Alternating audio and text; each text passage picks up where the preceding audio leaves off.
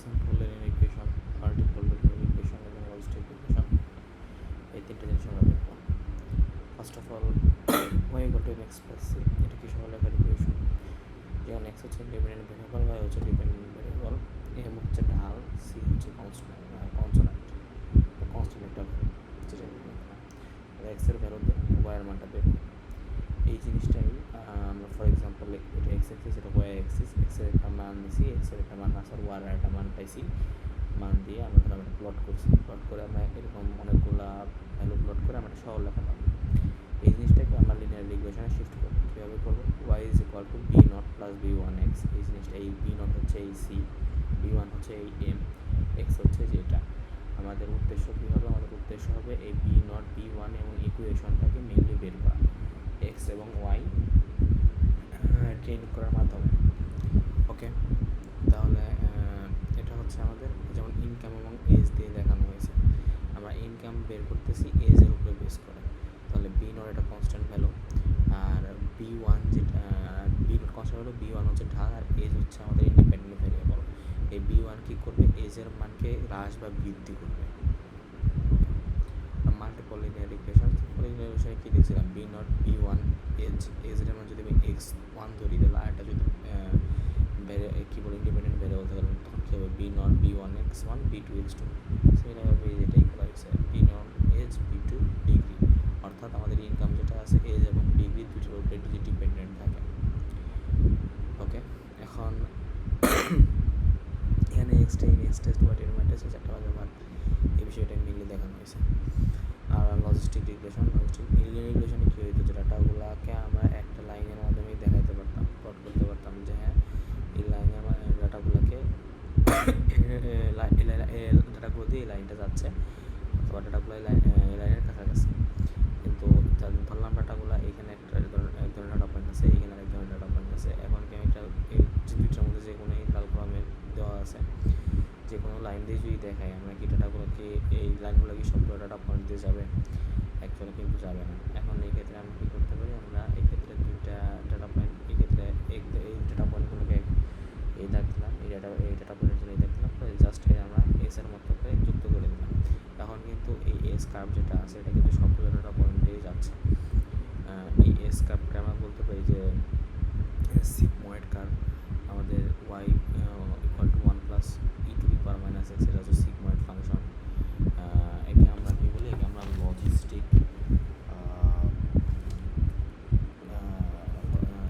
এই যে কার্ভ এটা আছে, এই কার্ভ আমরা সিগময়েড কার্ভ বা লজিস্টিক কার্ভ বলে থাকি, আর এই ফাংশনকে আমরা বলি সিগময়েড ফাংশন। এই কার্ভ, এই চিত্র থেকে আমরা যে জিনিসটা বুঝতে পারছি সেটা হচ্ছে এই যে এটা হচ্ছে এক ধরনের ক্লাস, এটাও কিন্তু অন্য আরেক ধরনের ক্লাস।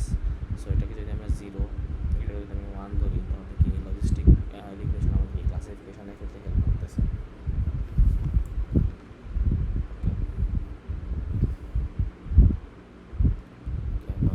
এখন আমরা একটু কোডে চলে আসবো।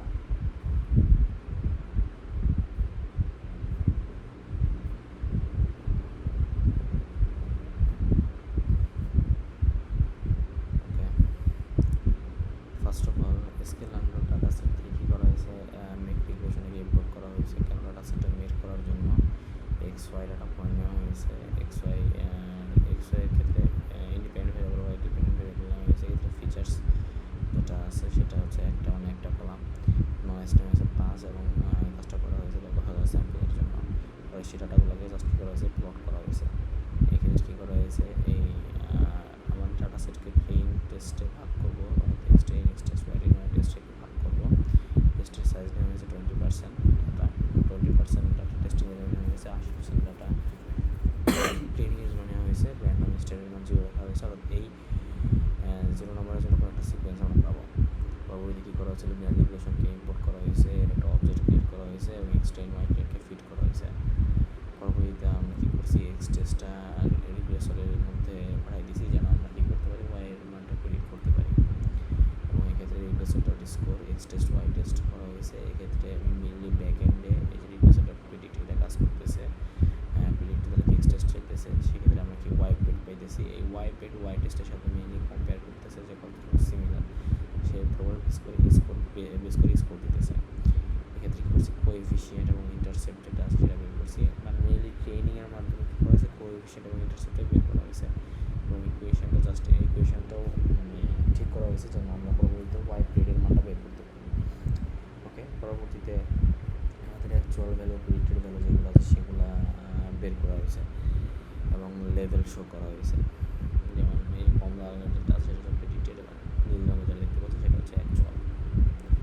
ওকে, পরবর্তীতে S2 নামক ডাটা সেটটা ইনপুট করা হয়েছে, সেটাকে ডাটা ফ্রেমে কনভার্ট করা হয়েছে। ডেরিভেটিভের মাধ্যমে প্রথম 5টা রো আমরা দেখতে পাচ্ছি। পরবর্তীতে সেগুলোকে প্লট করা হয়েছে এজ এবং ইনকামকে আমরা এক্স অ্যাক্সিসে ডিগ্রি এবং ওয়াই অ্যাক্সিসে ইনকামকে এক্ষেত্রে প্লট করতেছি। যদি আমরা জাস্ট দুইটা ভ্যারিয়েবলের মাধ্যমে দেখাই, মানে একটা ইন্ডিপেন্ডেন্ট ভ্যারিয়েবলের মাধ্যমে দেখাই, আর এস ডিগ্রি আর এক্ষেত্রে হলো এই দুইটার জন্য জাস্ট আমি একটা ইন্ডিপেন্ডেন্ট ভ্যারিয়েবলের মাধ্যমে দেখাইতেছি, একবার ইন্ডিপেন্ডেন্ট ভ্যারিয়েবল এজ, একবার ইন্ডিপেন্ডেন্ট ভ্যারিয়েবল ডিগ্রি, তারপর বেস করে নিলাম। কিন্তু আমরা এক্ষেত্রে আমরা কী করবো মাল্টিপল লিনিয়ার রিলেশন দেখাবো। এক্ষেত্রে ইন্ডিপেন্ডেন্ট ভ্যারিয়েবল এক্ষেত্রে থাকবে, এক্ষেত্রে এজ এবং ডিগ্রিজ নেওয়া হয়েছে। পরে ডাটা সেটকে এক্সটেস্ট ওয়াই টেস্টে ভাগ করা হয়েছে। এক্সটেন্ড ডাটা সেট দেখতেছি, এক্সটেস্ট ডাটা সেটটা দেখতেছি। পরবর্তীতে লিনিয়ার রিগ্রেশনকে ইনপুট করছি এবং একটা অবজেক্ট ক্রিয়েট করছি, তার মধ্যে এক্সটেন্ড ওয়াইটিকে ফিট করতেছি। এক্ষেত্রে মূলত মাল্টিপল লিনিয়ার রিগ্রেশনটাই হচ্ছে সেটা, কারণ এক্ষেত্রে একের অধিক ফিচার আছে। পরবর্তীতে আমি প্রেডিক্ট করতেছি, প্রেডিক্ট করার মাধ্যমে পরবর্তী স্কোর সিমিলারলি আগের মতো কী বলে সেই স্কোরটা ক্যালকুলেট করা হচ্ছে। আমরা কোএফিসিয়েন্ট ইন্টারসেপ্ট বের করতেছি, প্রেডিক্ট যেটা আছে সেটা বের করছি, ওয়াই পেডের মধ্যে রাখছি, আর রিগ্রেশন প্লটে আমি সেটাকে কী করছি প্লট করতেছি। আমরা এক্সের তখন এক্স আমি ওয়াই দিতেছি, ওয়াই আমি ওয়াই পেড দিতেছি, আর কনফিডেন্স ইন্টারভাল আমি নাম করে দিতেছি। কনফিডেন্স ইন্টারভাল বলতে বোঝায় যেটা একটা এরিয়া যার মধ্যে সকলটা পয়েন্ট বা আমাদের যে রিগ্রেশন প্লট যেটা আছে সেটা মেনলি থাকবে। আমি যদি এটা কনফিডেন্স ইন্টারভাল আমি এটা দিই তাহলে এটা বাই ডিফল্ট কিন্তু তখন কী দেখতেছি, তখন আমরা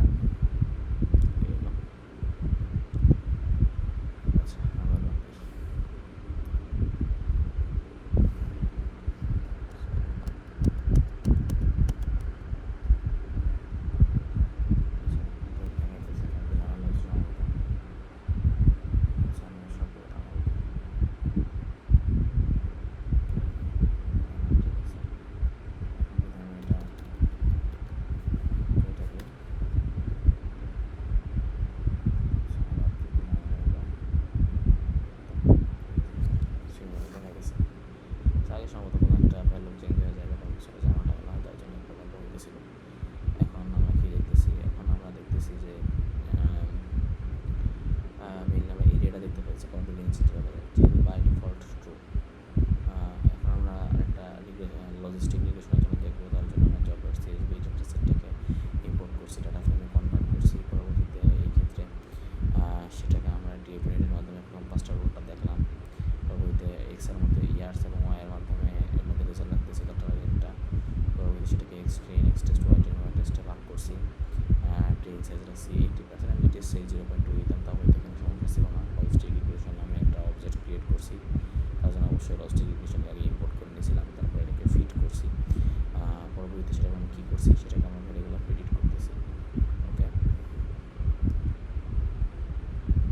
পরবর্তীতে আমি কী করতেছি, সেই স্কোরটা ক্যালকুলেট করতেছি। সেখানে কী করা হয়েছে, পরবর্তী রিগ্রেশন প্লটের মাধ্যমে আমরা এক্স টেস্ট এবং ওয়াই কী করা হয়েছে, ওয়াই টেস্টের ভ্যালুগুলো রাখা হয়েছে এবং লজিস্টিকটা ট্রু করা হয়েছে, কারণ আমরা চাচ্ছি লজিস্টিক টাইপের কাপটা দেখতে, অর্থাৎ সিগমার কাপটা দেখতে।